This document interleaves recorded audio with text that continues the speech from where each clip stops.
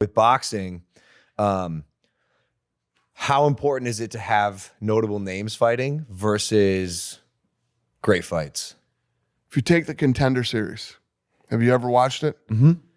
So the Contender Series started, you take the best unknown guys out there that aren't under contract.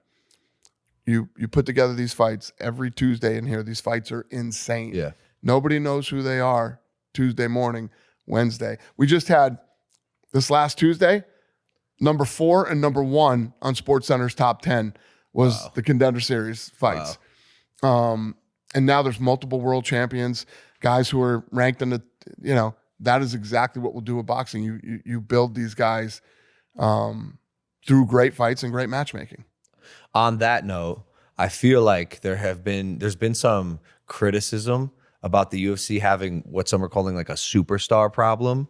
Are you following that narrative at all? Do you pay attention to it? Do you not? That narrative has been around since I was hearing the shit about Chuck Liddell leaving and George St. Pierre. What are you going to do? What are you going to do? People nonstop talk shit. And you just started this interview talking to me about a $7.7 billion fucking TV deal. The problem is that literally nobody knows anything about this fucking business. They all have an opinion, but they don't know jack shit. When Ari made the move with Silver Lake to buy the UFC, I would love to. One of these days, I'm gonna do a fucking. I'm gonna put together like a documentary, a whole documentary on this whole thing. He oversold. I mean, he paid too much for it. This thing is peaked. The UFC is done. They don't have any stars. They don't have this. They don't have that. There's a pillow in here that says, I don't know where the pillow is. It says Darren Ravel. What the fuck does Darren Ravel know about fighting?